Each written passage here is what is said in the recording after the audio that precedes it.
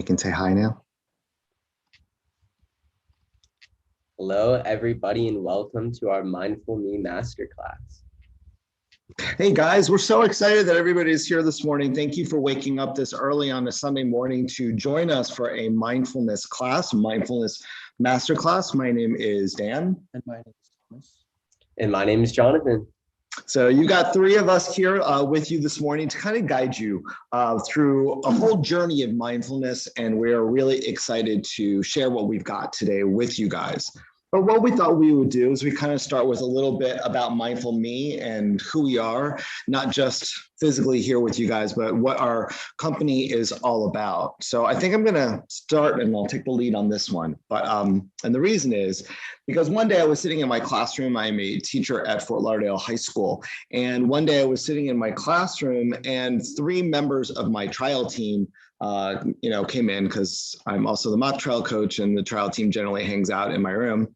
And we were just chatting, and Jonathan and Fernando, who was our trial captain at the time, and Alexa told me a little bit of a story that they were noticing that just the people around school and people in life seemed to be really stressed. And they didn't really know what to do, but they wanted to help in some way.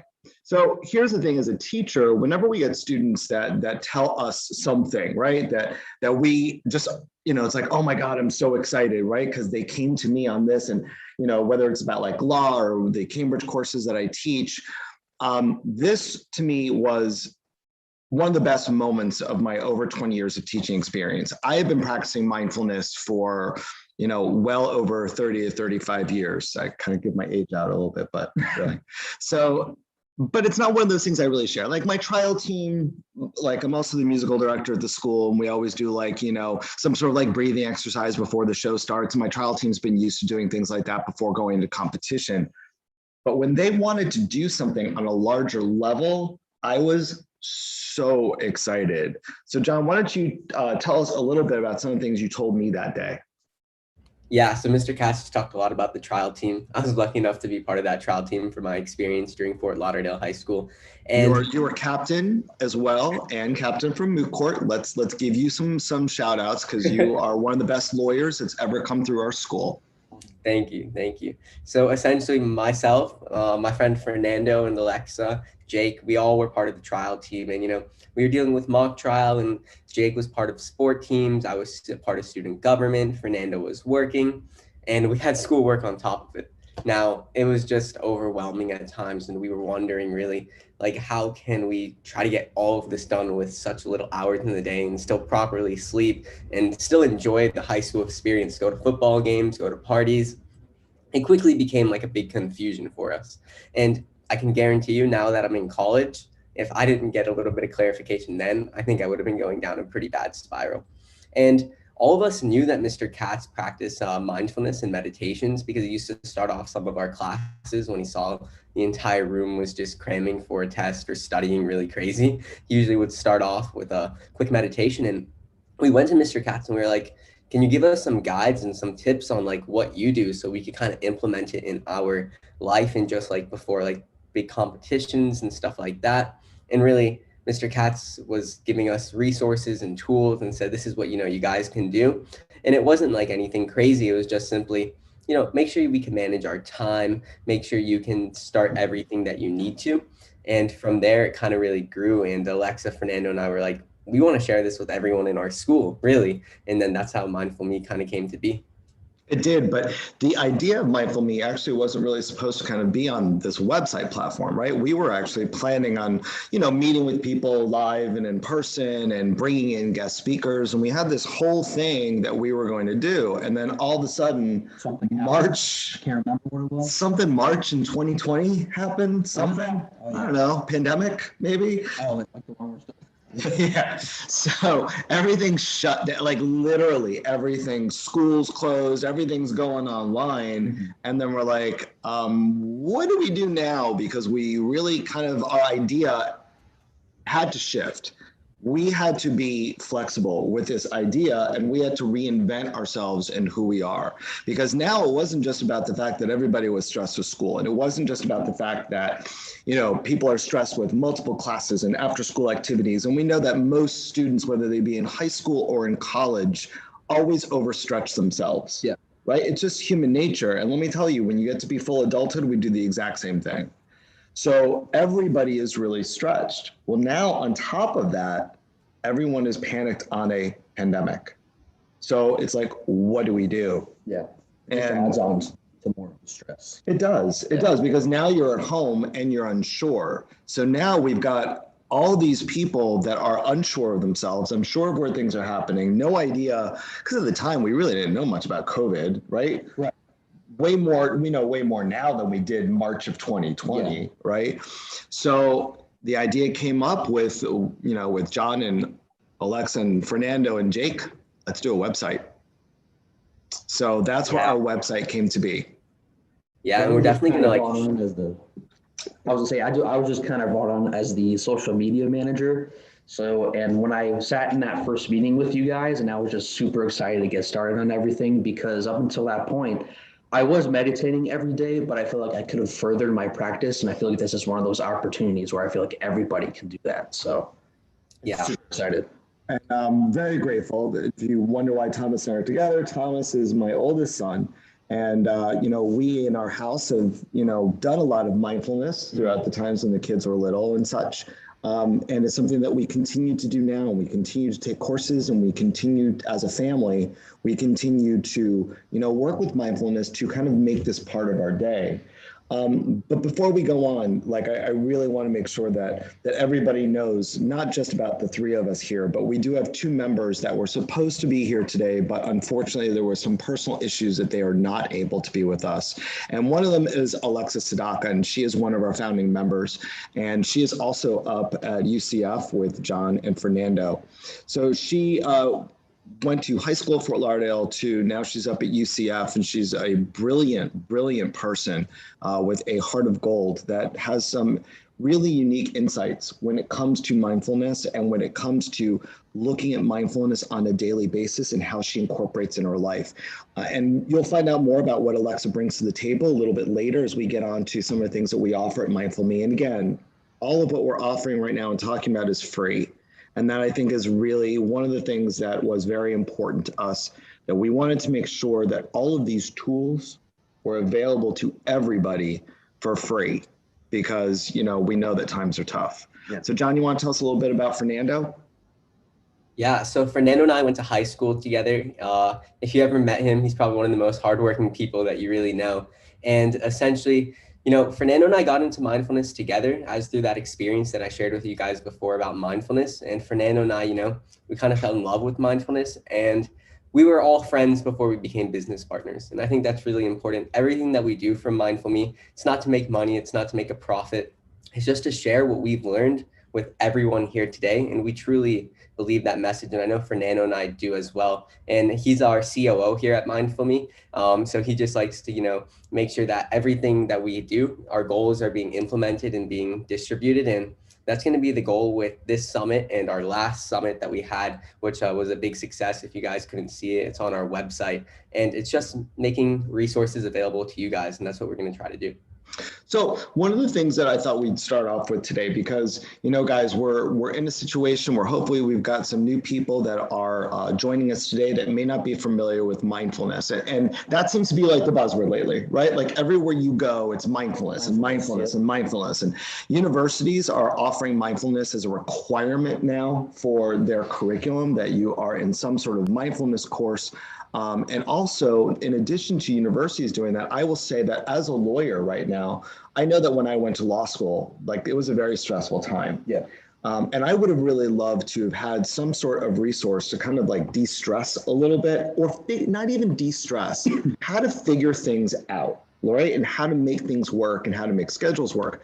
Well, I think it's interesting that in 2021, many medical schools and law schools have mindfulness as a required course of study within their program. So what is this? Because now the state of Florida, it is mandatory to have 10 minutes of mindfulness, K through 12. Like that is mandated by the state. Many other states are coming on board with that. So what is it? Because if I'm just joining, I'm not really even sure what this buzzword is. So what do you guys think? I'll go first. So to me, I don't think there's necessarily an incorrect definition of mindfulness. To me, mindfulness is just something, whether it be like an activity or something you do in the morning, like just anything that helps clear your mind of all that anxiety, all of those negative thoughts, anything that makes you happy. So that can be, yes, meditation is a part of it. Yes, meditation is a part of it, but also maybe going for a walk makes you happy every morning, enjoying the nice weather, taking in all that sun. Anything from meditation to something as simple as going on a walk can be considered mindfulness, in my opinion. That's true. John, what about you? What do you think Yeah, I'm mindfulness kind of is? on that same wavelength as Thomas. Really, mindfulness, it appears like it's like, yoga. I think it's like that buzzword, right? When you hear mindfulness, you're thinking yoga. You're thinking I need to sit down and breathe for 10 minutes. Really, it's not that at all. For me, mindfulness is before I take a test, I'm just taking a quick breath in and a quick breath out. Whenever I'm stressed, I'm putting on some music. Just, it's putting yourself first. And I think that's really mindfulness and, putting your mind first, because we tend to always skip that part. We put physical health first, we put nutritional health first, and we always tend to skip over our mind. But really, our mind's our most important part. So whatever we can do to really help ourselves is what I consider mindfulness, just to be mindful that, you're supposed to put yourself first in this world. We can see Thomas and I are sharing a laptop, so it's hard to kind of see what we're wearing, but yeah. I think it's clear to see on John's shirt is our logo. So the logo is our U, and it's kind of like a glass, all right? And it's full, and the water's kind of coming out at the top. So everyone that's been on an airplane has heard this before, but they always say that if the masks come down for oxygen, you've got to put your mask on first before you put that on like your kids or anybody that you're helping. And I think that's the thing that we as human beings tend to forget. If you don't fill your glass, which is why that is our logo, you can't help anybody else in your world, whether that be your parents or whether that be your siblings or whether that be your friends. You can't help anyone unless you are full first, right? If I've got a glass that's, almost empty, there's nothing left in the glass to pour out to others. So we always want to make sure that your glass is full. And I think when it comes to mindfulness, that's really all it's about. It's really more about how do we help ourselves in order to help others. In order to help others. Yeah. And most people are going to say, oh, well, you need to do this, you need to do that. And there's all these complex things. So what we thought today, what we would do is we would share some things with you guys that are really easy to do. Some really easy things within your life that you can do that doesn't cost anything, all right? But that you can shift your perspective. And I just want to start with probably the most basic thing of mindfulness. So if you guys feel comfortable, and hopefully you do because you're at home, right? If you feel comfortable, close your eyes right now. Just close your eyes. And just breathe in and out through your nose.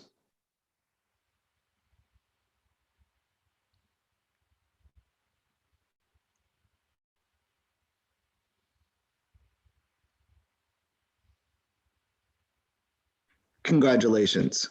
You just did your first bit of mindfulness. That's all it takes. That's all it takes. It's just breathing. That's it.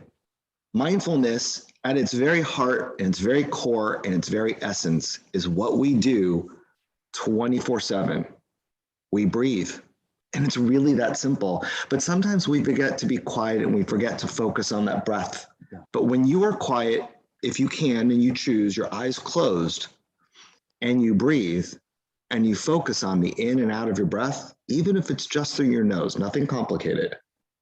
That's your first bit of stillness that allows you to focus on you and allows you to turn inward.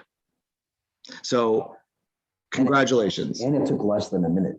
Literally. That's it. That's all you need. I was timing it about 20 seconds. Okay. And that's really all it is. And it's really fun because you can do this with friends, you can do this with relatives, and you can do it on a phone call. You can do it on a Zoom call, much like what we're on today, FaceTime, and you don't have to, or you can just be by yourself in your room and breathe. Plain and simple. So let's move into, John and Thomas, let's move into kind of like what we are looking at as far as these 7 habits. So here's the thing. Happy people are not held hostage by their circumstances. And I'm going to say that again because I think it's a really, really cool quote. No, I did not come up with this. All right. We have a very dear friend of ours and our family and also of mindFULLme. And her name is Lisa Goodwin. And she is incredible. You can visit her at lisagoodwin.net.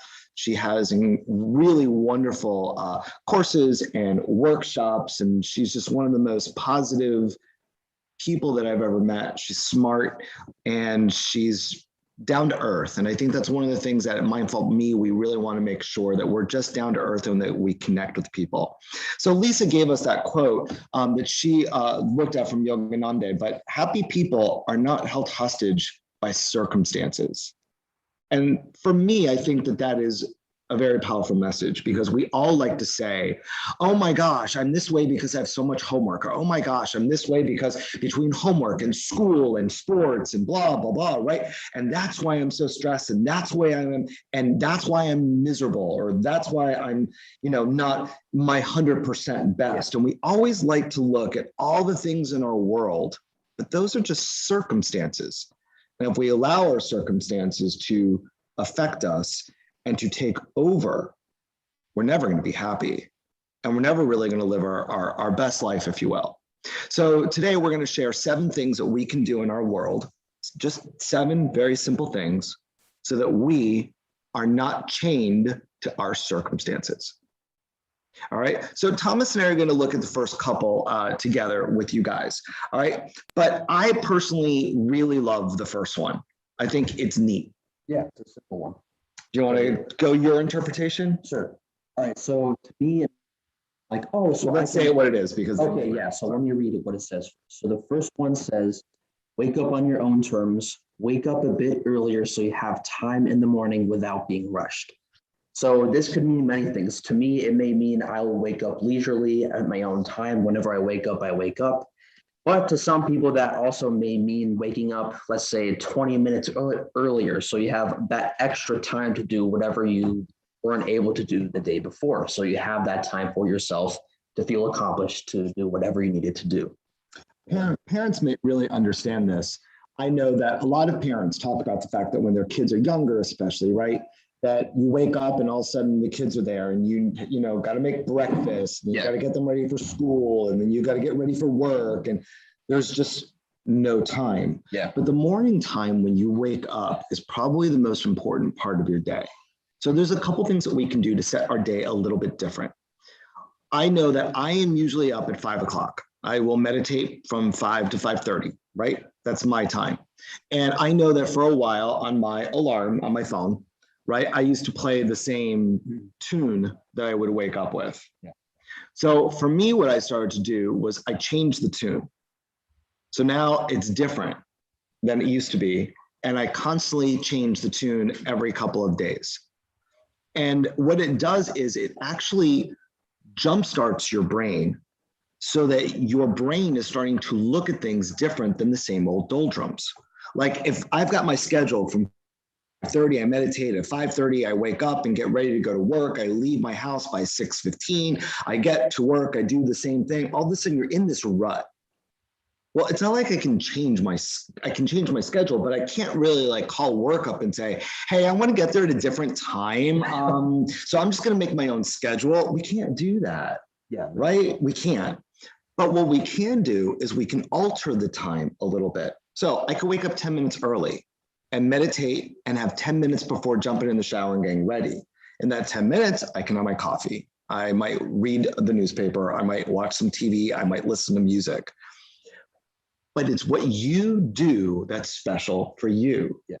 Right? John, what do you think that might look like in your life with your schedule? Yeah, so I actually have a great story. When Fernando and I moved up to UCF here in the summer, and we're roommates, so not unless we have class, we'll be waking up or setting an alarm. And that was really the entire situation for us. And we'd be going to sleep at like 3 a.m., waking up at noon, a complete schedule where we were just up at the nighttime. Like it was just not the schedule we needed, because when we were up, we were not doing the work we were supposed to be doing. We were watching Netflix together, playing video games. I think it was fair for us to do in our first month, but as Very time fair. progressed, and now we actually start having tests in person, and we start having assignments due like every night, like long essays and stuff. We took a step back, and Fernando and I were like, all right, what can we do so we actually get our work done? What can we do so we actually go to the gym properly, not when we're drained and out of energy? And Fernando and I think, well, let's wake up at 6 a.m. So him and I started a thing called that we like to call the 6 a.m. rule for us. And both Fernando and I set our alarms at 6 a.m. And if I'm not up, he comes and knocks on my door in the 5. And if he's not up, I come and knock on his door. And we go straight to the gym. We start off with drinking some water, making sure we're hydrated and everything, do our daily routine for 10 minutes, and then go straight to the gym, come back, have a meal, have breakfast, have protein, shower. And we're usually done with all that by 7:30 at the latest. I wouldn't wake up till like 10, 11. So 7:30 is still pretty early in my day. And then we do our schoolwork then. And we just figured waking up those few extra hours earlier wasn't the difference of, our entire nightlife or going to places or anything like that. It just gave us more purpose throughout the day. And we felt like we were getting so much more accomplished. And that, has an effect on your mind too. When you're able to cross things off that list and it's still before lunchtime, like, wow, like I'm being productive today, I'm getting things done. And then you suddenly get addicted to waking up at 6 a.m. and getting things done. So I'm happy we started that. And I think it's such a small thing that I never thought would make such a big impact. That waking up process is so important. And whenever you change it, even just a little bit, like I love the 6 a.m. rule, right? I think that is awesome to do. But even for someone that might be listening, that's like, yeah, I'm not getting up at 6, right? For someone like this one, but for someone that's not like, I'm not waking up at 6 a.m., the idea of just shifting a little bit. And guys, even just changing your alarm sound, even something that simple. And even if you're still waking up at the same time, something that simple will actually help you to kind of break that rut and kind of break that routine so that you are able to not be held hostage by our circumstances. It's funny because I feel like a lot of people just dread the sound of their alarm going off in the morning, especially if it's a really loud, chirpy one, and they just dread hearing that in the morning. So I think that minor switch of just changing how your alarm sounds in the morning can make a slight difference. It can, especially if you're not a morning person. I happen to be a morning person. I absolutely love the morning, but I know that that's not the norm, right? I just am weird, so I like the morning. But there's a lot of people that are like that, and you're like, oh my God, I just dread the sound of the alarm. But just something simple. And then you can build up to something like John and Fernando do, where you can actually change your entire schedule to kind of gain more time in the day. We're all looking for more time, like, oh my gosh, if only there were more than 24 hours in the day, right? There are. We just have to kind of work with that. And it's probably good to have that accountability partner. So when you feel like you might slip up, your partner is like, hey, let's go to the gym, or hey, we got to get up now. We said we would do this. Exactly. It's always good to have that other person that's you're just pushing each other to be better. It's true. Oh yeah. If anyone's watching that's in a position to have an accountability partner, it definitely helped Fernando and I. So if you guys are in that position, even if it's a parent that can say, hey, wake up, they can help, wake you up if they're already up. Because I know my parents woke up early. I just never took advantage of the opportunity of telling them, wake me up before you go to work or something like that. That's also another, it's just the accountability makes a huge impact on you actually doing it, because it's not just you, it's someone else now that's relying on you to wake up for their daily habits to be good. Yeah. It's something in our house, with all of us that are living here, as I said before, our family always been taking classes and mindfulness classes, and we're in one right now, and it's a 10-week type course. And it's great because since all of us are doing it together, we're able to be each other's accountability partners. So, we're able to, help each other and to coach each other. And it is an incredible thing. So if you're able to do that, you've got a buddy and you just want someone to be your accountability partner for these 7 little tasks to see how it works for you, that is a great way. And I'll say this, for all the 7 things that we're going to talk about today, and we just kind of finished number 1, don't believe us. Don't. I don't want you to believe us. Test it. Put it to work and see if it works for you. Yeah. Test it. Because you can't take my word or Thomas or John. You have to be the ones to decide. So test it. And guys, just I want to also put out there too, that if you have any questions, we've got a chat box for you guys to put in some questions. We'll be answering it. And I do hear that someone says slow down, or see that someone says slow down. That is one of my issues. I do speak quickly. So thank you. I appreciate that. We got a comment from Hillary, who agreed to one of our things and said totally. But she also says going for walks really helped her if you're not into regular meditation by like sitting down and listening to videos. She said going for walks have helped her a lot. So I love that. Thank you, Hillary. That is awesome. Thank you for that feedback. Number 2, Thomas, why don't you take a lead on number 2? All right. So number 2 is writing down 3 things that you're grateful for each morning. Gratitude. Love gratitude. So gratitude is one of those things where we think of it in terms of like these broad concepts. Like I was talking to Dan about this earlier. Like, yes, we're thankful for our family. We're thankful for our friends. We're thankful for the circumstances that we're in. We're thankful for that roof over our heads, but it doesn't necessarily have to be those big things. It could be something as simple as I'm grateful for the shoes that I put on in the morning so I don't burn my feet outside in the hot pavement in the Florida sun. You know, so it can just, doing that maybe once a day when you wake up can totally just help clear the clutter in your mind, you know? I did not make this up. So what I'm going to say is not coming from me. I just honestly forgot where I saw it. Yeah. Okay. But one of the things that I had read someplace was as soon as you open your eyes, right? You shut your alarm off and your eyes open. Be grateful you were able to open your eyes. That's it. I'm grateful I woke up. Yeah. It's literally, gratitude is literally that simple. And I think that for gratitude, here's why I think that's so important. To be grateful for stuff helps you to focus on positive things in the world instead of the negative things in the world. Yeah. And I know that for me, my routine includes after I open my eyes and I say, thank you, I'm grateful to wake up. On my way to work, before I like turn on the radio to listen to sports, because that's my morning, before I even do that, I literally go through as many things as I can think of to be grateful for. Like that's my drive. Yeah. All right. As many things. And again, like Thomas said, it could be the small things. I'm grateful for shoes. I'm grateful for my toothbrush. My teeth. I'm grateful that toothpaste exists. How about I'm grateful for air conditioning? Imagine what life would be like without air conditioning. Especially in Florida. Oh my gosh. Oh my God. Yeah. So just the little things, there's just small things. And yes, being grateful for family, being grateful for friends is so important.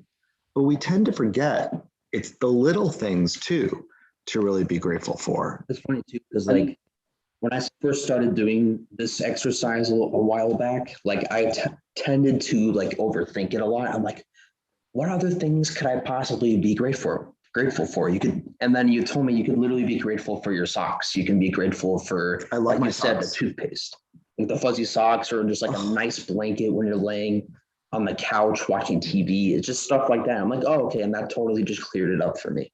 True. We don't need to overthink it too much.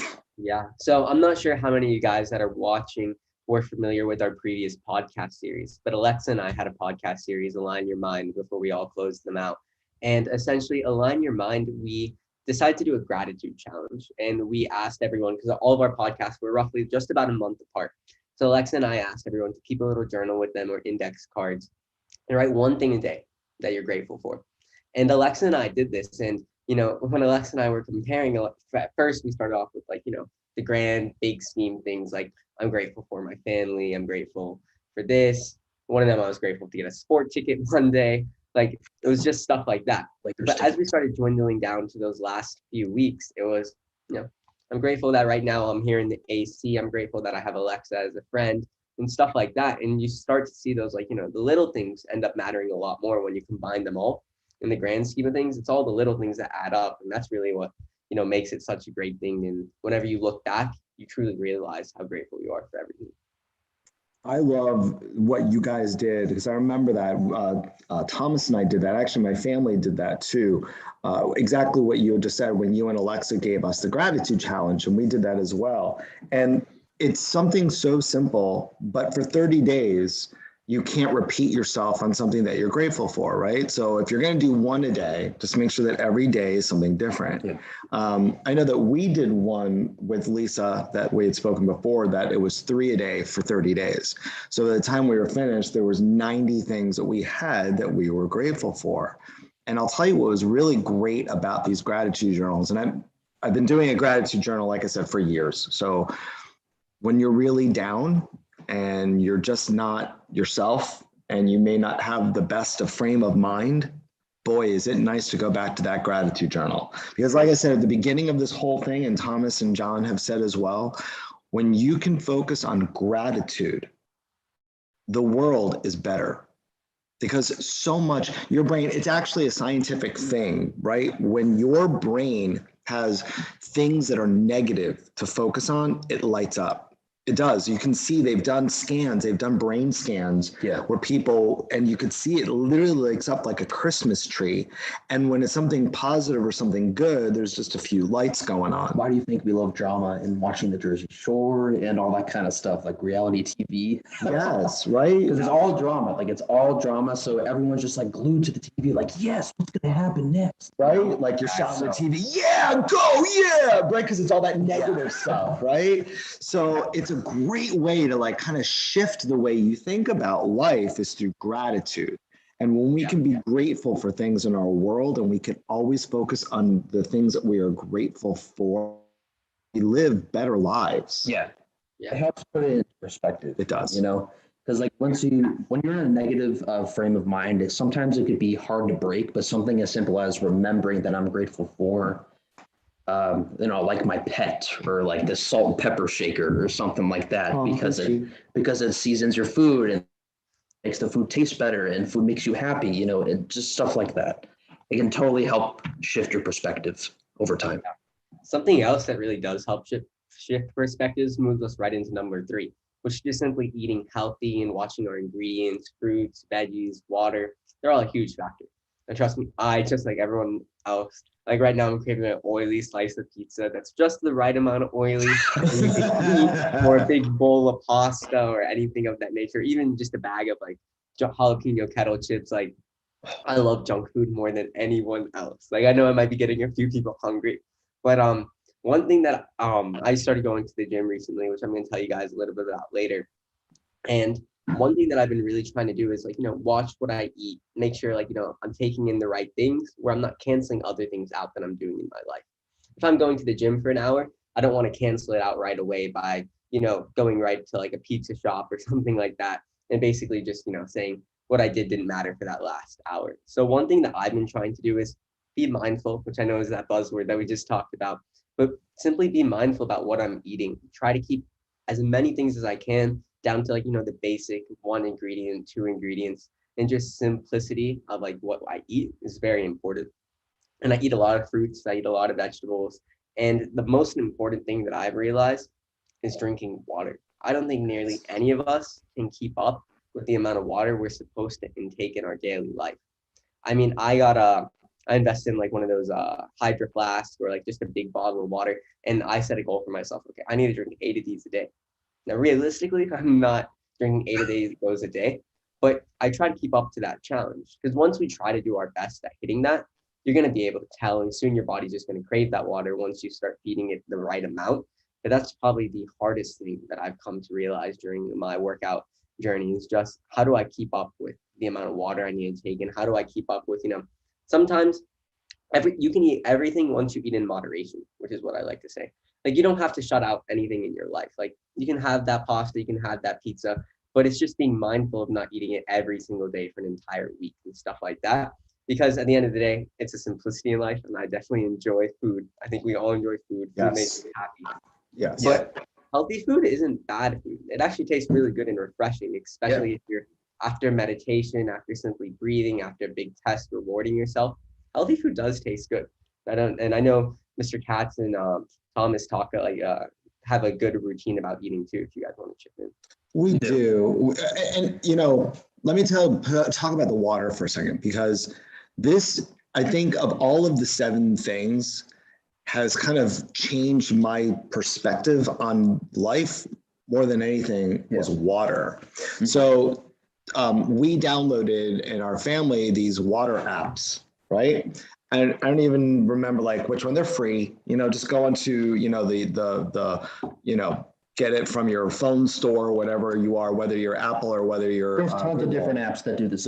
Which is the one that we just did that we liked? It is called My Water. My Water. Yeah. So what it does is it actually sends you a push notification every single time you need to be able to have another drink of water. And it's great because you set down your goals. Like my goal is 96 ounces of water a day. Yeah. And you set down these goals, and every time I drink, and I do have one of those flasks as well, but every single time I drink something, whether it be even as simple as iced coffee or green tea, and because it has on the app like what it is that you're drinking. So I would think like if I'm drinking 32 ounces of green tea, that is 32 ounces of water, but it's not. This app actually converts the green tea and takes out like the tea portion and what is the water portion. Yeah. Which I thought was very interesting. Oh, wow. So it's funny too, because like, John, you should try it. It's really good. once you get like an app like that kind of like reminds you like, hey, you should be drinking water right now, it really puts into perspective how much water you should be really drinking, because every 2 hours it's like, all right, time to drink some water. I'm like, again, I just drank. I just drank, right? Right. And you're like going to the bathroom every 5 minutes. But I'm like also like that kid at heart that I really like the graphics in it, because the graphics make me happy. And every single time like you drink, the water level fills up. Yeah. And I'm just like, oh my God, this is so cool. I just love that. And it's so simple and so silly, but I play a game with myself about it. Yeah. And it really helps me to remember to drink that amount of water. And you'll be surprised, like once you start to, after you finish getting used to going to the restroom like every 5 seconds, but once you start to drink the amount of water that you are supposed to drink, I stopped craving soda. Yeah. I stopped craving a lot of these drinks, that maybe aren't as healthy. Yeah. I really did stop, and I crave water. And don't get me wrong, I still like, Diet Coke every now and then, but in moderation, that's fine. Yeah. But you start to crave those things that are actually really healthy for you. I know you're going for the bag of chips or you're going for the apple, and most of us, me included, would rush for the chips, right? Because they're good, especially if it's like a great Dorito. Yeah. But I'm not as much, but give me a Dorito or a pretzel. But anyways, that apple, hot take, that apple is one ingredient. Think about that, because you read these ingredients on the back of chips. You can't pronounce half of what's in it. Like you can't pronounce the ingredients that are in your food. I can't. And let me tell you, chemistry was not my best subject. No, I got a C in it. Yes, you did, but I was grateful that you passed. It was really good. Yeah, I passed. So yay, Miss Rui. But when you get that's why I became a lawyer and a teacher, not a doctor. But the apple is one ingredient. Like apple, but an apple. So yes, but it's an apple. Yeah. So you tend to gravitate towards those. And John's right. Like, I love what you said, John. That was very powerful for me when you're like, after a big test, I want to go and get something refreshing and I want to get something good. And yes, we're not saying to cut out pizza. Like that would just be a death sentence to most of us. Yeah, because that would just lead to you craving it more and then just like binge eating, which I had a problem with a long time ago. Like I would deprive myself of the foods that I love. And since I didn't have it in moderation, once, maybe twice a week, I would binge eat at night. Like I would just go in the pantry and just grab all the junk food that I could possibly get because I've been depriving myself of the stuff that I love. So that's one tip that I've learned that helps too, is like moderation is fine. Like you're going to the gym, you're exercising, doing whatever you need to do to sort of like stay in shape. Then the foods you love, like pizza, like I had a pint of Ben and Jerry's ice cream the other week. It was very good, thank you. As long as you're doing, it was the Americone Dream with the waffle cone pieces. I really like that one. It's one of my favorite ones. It's really good. It's really good. But the next day I worked out hard at the gym and I had like a salad for lunch and like, you know, just moderation. Moderation is key. And healthy eating is just thing- so important. Oh yeah. One thing I know, you guys had the water app, and for me, I'm not that disciplined in my eating as of yet because I started rather recently. So, you know, I went in the app store, hundreds of apps, and I found like a macronutrient app. And essentially, you know, it breaks down like how much protein you're eating, how much carbs you're eating, how much fat you're eating. Like I have it up here on my phone for those of you guys that can see, and it kind of breaks it down for you. Like this is my Friday of like, you know, what I'm eating. And like, you know, and at the end of the day, it tells you what you should eat more of.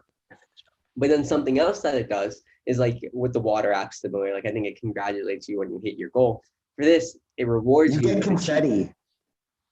Okay, so for this, it rewards you with a cheat meal. So say you do like 3-4 days good. It says, okay, now you've like, here's your cheat meal, you go off the diet kind of thing. And it's just something that I found helpful because, you know, I'm not the most disciplined person, especially when it comes to food. That's probably the hardest thing to discipline me in. But I found it helpful. So if you just go in your app store, it'll also help taking advantage of a lot of these free apps.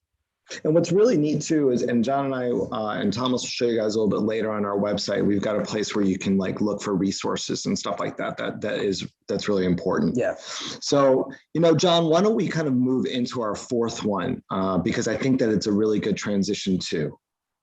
Yeah. So just simply giving yourself the area and the safe space, just wherever it is, whether in your work or at your home, just give yourself a room to breathe and simply, you know, clear that clutter out of the area, whether you're sitting at a desk like I am now. I have my desk always completely clear. And, you know, if you're at work, just having like a corner of your desk, even if it is, just to be completely clear, so you can give yourself that room to breathe. Often for me, whenever I'm sitting in my room and I'm trying to like, you know, just take a second, step back from everything and breathe, if my room's messy, it's another factor that becomes harder to, you know, simply just de-stress and get in that right state of yours, because you're thinking, as you look around your room, you think, okay, I need to clean this, I need to do this, I need to do this. And it just keeps adding to those 1,000 things as part of your day that you want to accomplish. So for me, at the end of every day, regardless of what I'm doing, I just take 2-3 minutes. That's really all it takes me. Clean my room. In the morning, I take another 2 minutes to make up my bed. And I've been able to see that safe space of, you know, less clutter has been able to help me. And I know my friend Fernando, as I said, like we learned a lot these last few months living together, and we've been able to help each other a lot too. Recently, this past week, he had a lot of tests coming up and they hit him like that. And it's 5 weeks of material, one test, 70% of your grade. And he was trying to study in his room. And, you know, when your room's a mess, it's just very difficult. So he decided to, you know, take 30 minutes and he cleaned his entire room and he sat down and studied for the next few hours. And he thinks that he was able to study a lot better simply because he had that clean room that he was walking into. He sat at his desk, it was fully laid out and organized, had his calendar, what he needed to do. And it became 10 times easier for him. I'm not sure if any of you guys will have shared that experience, but if you try it, I can almost guarantee you it's going to help out a little bit. I think when we declutter our lives, and look, this sounds really silly, right? Like it sounds silly, like clean your room, you can change your circumstances. It's not the cleaning of the room. It's when you do clean your room or your space. And again, there's, you know, adults that own their own apartments and things like that. So it's not just let me go clean my room, but when you clean your space, you clean your own clutter. Like, I don't know about y'all, but all right. So my folks moved out of the house that I grew up in, and they moved into like a smaller apartment, right? Because they're in their 80s. So they moved into a smaller apartment. So I actually went back to help them pack up their house and such and get rid of things. And I cleaned my room. Like my room at my parents' house was clean, but I went through everything. Yeah. It was awesome. But what was really awesome is the amount of stuff I threw out. And I think that the act of clearing your space helps you to get rid of things that you no longer need attachment to. helps you to organize things. So you're organizing your world. And when you're, if you're in high school or college, your room is your world. As you get older, it's your home, right? And as you kind of clean that through, you declutter your own brain. Yeah. It's almost cathartic. Yeah. So it doesn't surprise me that Fernando actually was able to study better, in a cleaner room. Just think how much it is, like whenever your parents do force you to clean your room, think about how cool it is when you're done. One, how accomplished it is. Think of the stuff you probably threw out that you don't need anymore. The space that you've been able to create. Yeah. Kind of like in our brain, when we clean our brain and we get rid of the clutter in our mind, how much more space we have in our mind to hold new things. Yeah. And it's funny too, is like talking about this, it's just like something so minor as like you said, cleaning off your desk a little bit every day. I know what I do. It's probably not the best thing, but I kind of let my room get to a point where it's like very cluttery. Yes, and he does. And I literally have one day where I just I do it maybe like once a month or something. One day where I just clean the crud out of my room and vacuum, and it's just crazy how much of a difference mentally it makes for you, because you honestly feel way more comfortable. Because of me, I'm a hermit crab. I like to spend time in my room, whether it's listening to music or reading a book or something like that. So the more comfortable you feel in your own safe space is really good in my opinion. And I love what you said about vacuuming. Okay, this is really silly, right? Really, Dan, vacuuming your room is gonna make you feel better and not change your circumstances. Yeah, because you could literally feel the potato chip crumbs on the floor as you're walking. Please don't tell me that. Please don't tell me that.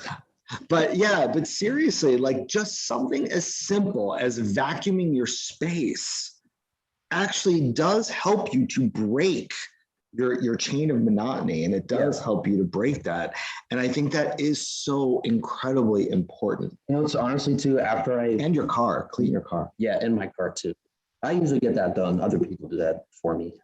But it's crazy how something like cleaning my room mentally will do something for me, and it'll actually motivate me to do the other small things that I was putting off before. So for example, I made my bed one day and I never make my bed. I'm like, wow, this actually feels really nice. You know what I'm going to do? I'm going to send that email that I've been putting off for the past few days. And it just led to a chain of events where I was just doing these small tasks. And at the end of the day, I felt super accomplished. And I had a great day that day just because I felt like I did something. Dude, try this test. And again, John and Thomas and I are literally telling you, do not believe us. Put it to the test. Put it to the test and see how it works for you. Yeah. Give yourself a challenge. Make your bed.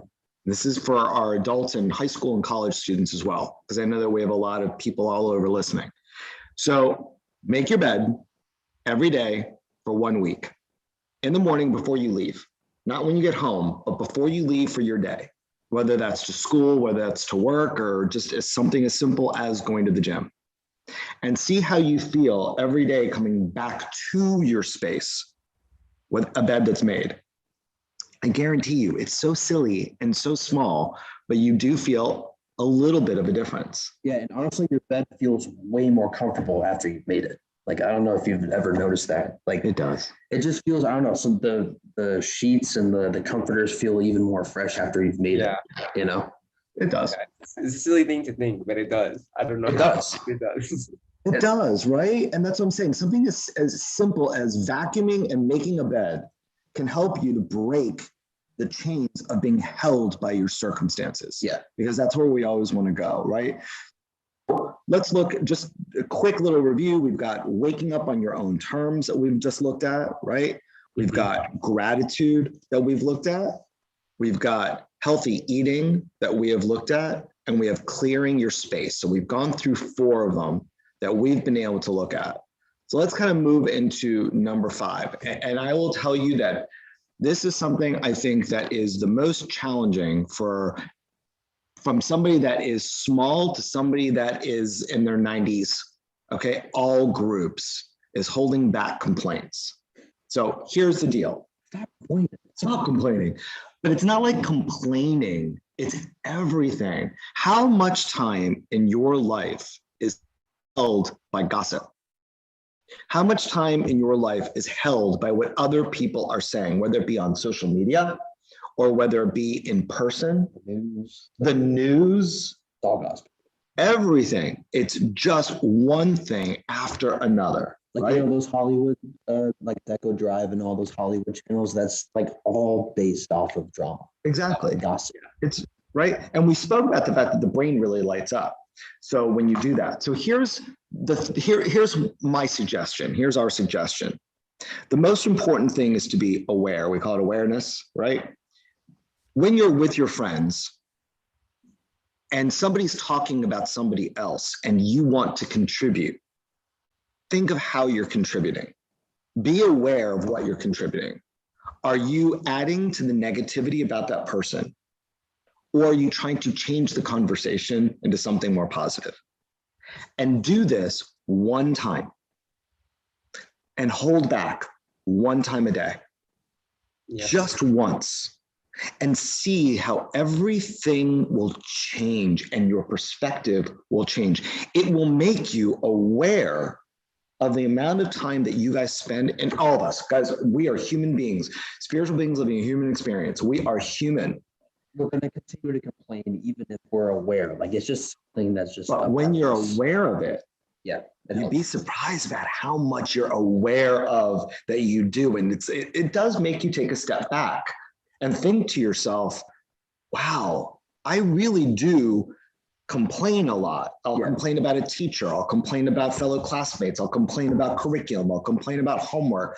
I'll complain about having to make my bed. I will complain about just everything. And adults, the same thing. Think of we as those of us that have finished college, right? I'll call an adult someone that's finished college and is out in the workforce. But think about how much we complain about. Yep. Even like something like the weather, like, oh, it's really crappy outside today. Like the clouds are, oh, it's just so muggy out here, blah, blah, blah, blah, blah. It's just sometimes you don't even realize how much you're complaining until you reflect back on it. You know? So Fernando and I, we have a friend, Leo. I mean, everyone here knows Leo because he went to high school with us. But Leo one of the awesome. interesting, yeah, he's very awesome. So one of the interesting things that he said, when it comes to getting in arguments with people or just having disagreements, one thing that he told us is, he goes, if it's not going to matter in 3-4 months, he tries not to get into that argument. So like something so short term, like, you know, like for example, like we've seen people get into arguments over sometimes the smallest thing, and it drags out and friendships are ended for something that, you know, shouldn't have been that big of a deal at the end of the day. So he tries to think in his head, is it going to matter in 4-3 months? Like, is this like what I'm going to argue about now? Is it really going to have a long-term effect on our friendship? Is it going to have a long-term effect on this family relationship? It's going to have a long-term effect in my life. And that's how, it's an interesting perspective I don't think I've ever really heard before. I haven't heard that. I like that. Yeah, and I like it a lot. And whenever you try to implement that, you kind of take a step back and say, wow, like it's working, like, you know. And I've tried it. I haven't tried it that long because I've recently getting to know Leo a lot better. But if you try it, I encourage you guys to try it. Just let us know on our Instagram. You could text us or however, even let a friend know how you think it's making a little difference in your life. If it's just taking all that negative stuff and really asking yourself, is this going to matter to me in 3 to 4 months? And if not, kind of drop it. I really like that. I like that. I like that aspect a lot. And if anything, it makes you aware, because again, bring us back to awareness. If anything, it makes you aware and makes you really think about the conversation that you're in. Yeah. Like if it's something that's not going to matter, why are we wasting the time in conversation about something that really is almost pointless? Yeah. Right. And something we think is major in the moment, right? Yeah. And I was going to say in the middle of the moment, but it's something that will make you, you know, very aware in that moment. Okay, what am I wasting my energy on? Yeah. But again, these are bigger concepts. Take the small concept. Just be aware one time a day. Mm-hmm. Just once, and see what it does for you when you take it just once and you keep your mouth closed. Yeah. And it makes a world of difference. I guarantee if you do it, you'll actually feel better. Just even if it's for an instant, you will feel better. Yeah. And whenever we do something that makes us feel good, we want to do more of it. Yeah. And you'd be surprised how that really, really does help you. Even on like social media too, because social media. Everyone has opinions. Everyone, you know, wants to give their take on certain things.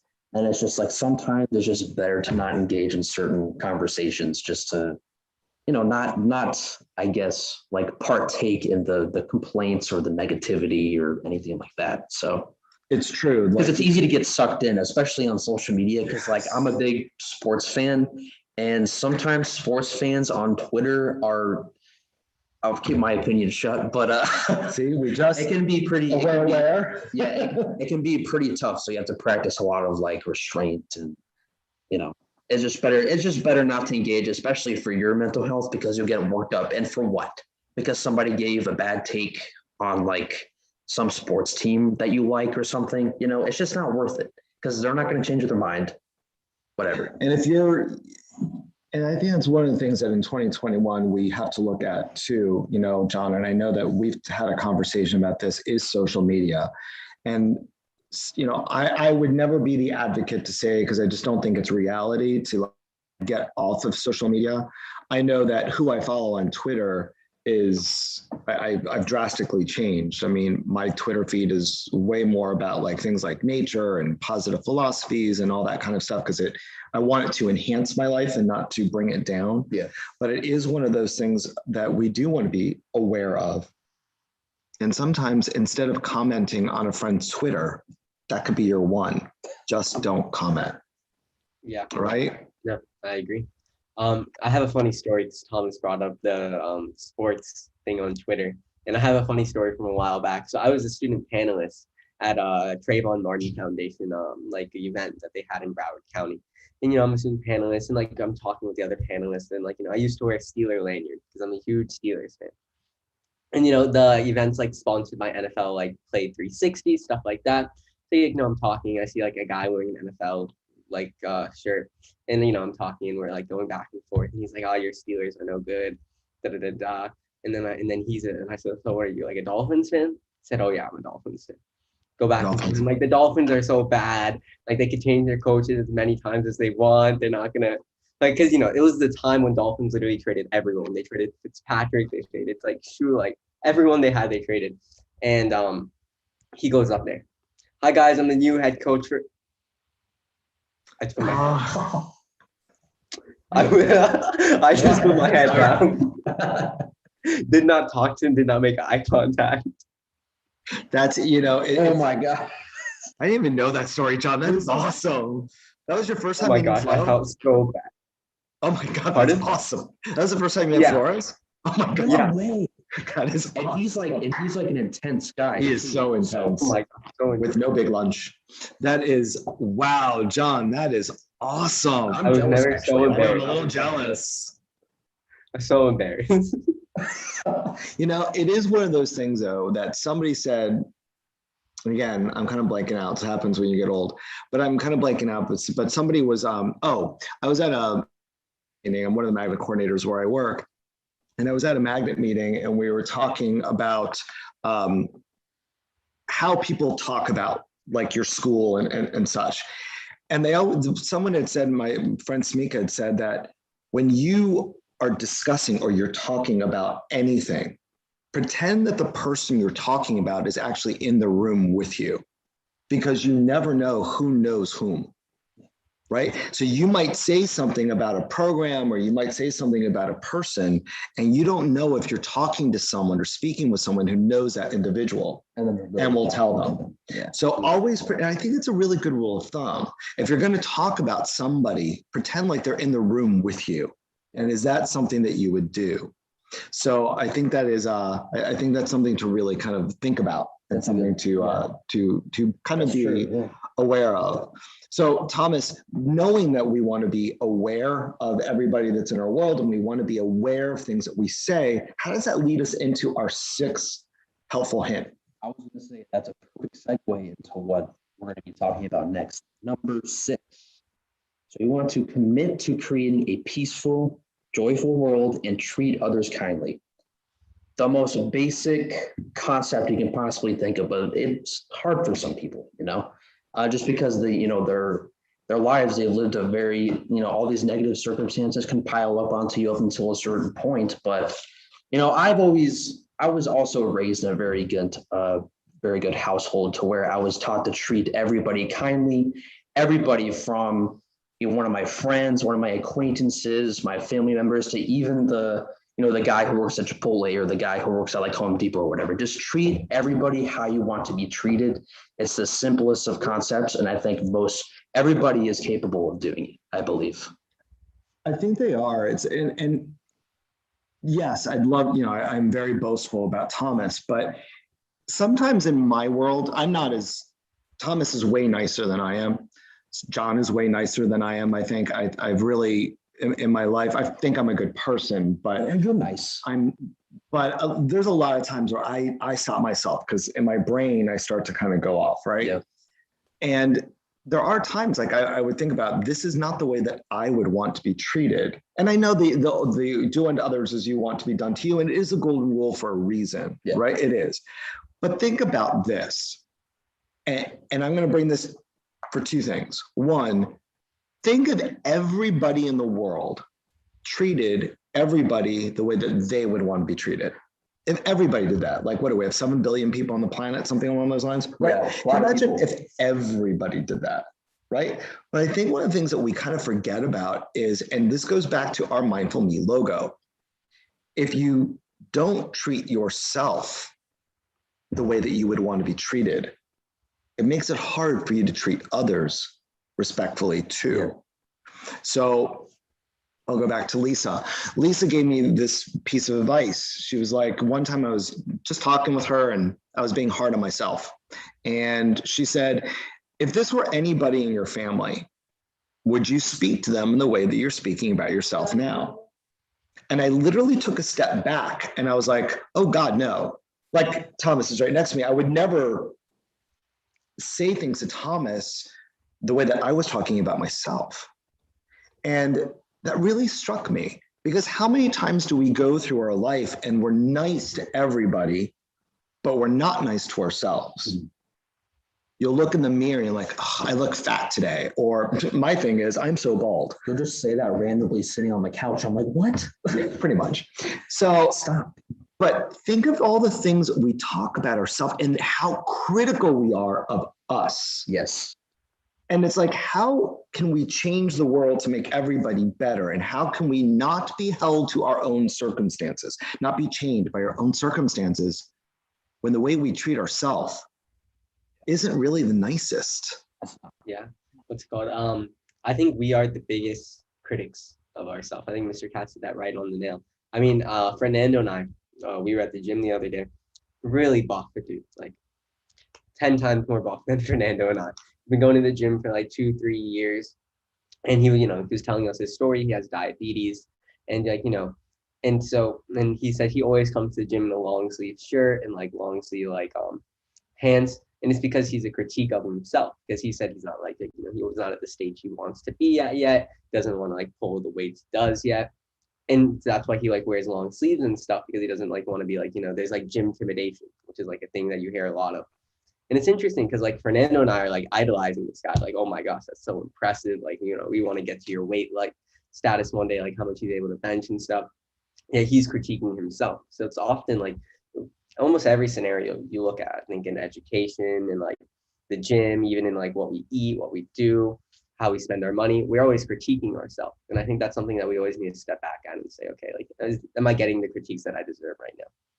I like that. Am I getting the critiques that I deserve? That is really great, John. I mean, that hones it in. Yeah. Are we really critiquing ourselves the way that is fair? Like, would we critique others as harshly as we're critiquing ourselves? And changing that. And I will do this. I'm aware, which is positive. Yeah. When I am critical of myself, I'm aware of it. And that is the first step to trying to change that relationship. I also want to add, like, so for a living, I'm an actor, right? And literally everything that's based on like acting, as an actor, you're basically judged the whole time. Like your whole career is based off of you being judged by somebody looking at you and judging you based off of your talents. So a lot of that, or even your look, yeah, it can feel very degrading at times. So that can easily slip into you feeling bad for yourself, or you losing your confidence. And it's through ways of mindfulness and things like meditation and it sort of like helped me learn not to take that to heart, because they're just, they're just doing a job, right? They want what's best for their film. They want what's best for their play, right? And I kind of look at that from that perspective, in addition to meditating, not to take it so personally for me. Yeah, because like throughout, like I know I'm aware that I'm going to be judged throughout my whole career, and I have also come to accept that. And like I have this mentality where it's just like, okay, I just got to focus on me, and it's up to them whether or not they want to put me in their film or put me in the commercial or this. I don't need to know if they think I'm too fat. I don't need to know if they think, I don't necessarily fit the role. I just got to do what I can do to make myself the best version of me. It doesn't define how you look at yourself, is what you're saying. Yes. Right. And that's so important. And we need to look at ourselves first and how we treat others. And again, if you can just be aware of it, that'll help to change your circumstances. Yeah. So we've looked at 6 things right now, and we have the final number 7. So I'm going to say this as far as like mindful breathing. I'm going to say this as far as mindfulness. I like the word meditation, but there's a lot of people that word has like a negative connotation. And we did a meditation earlier when we just breathed for 20 seconds. So why is it good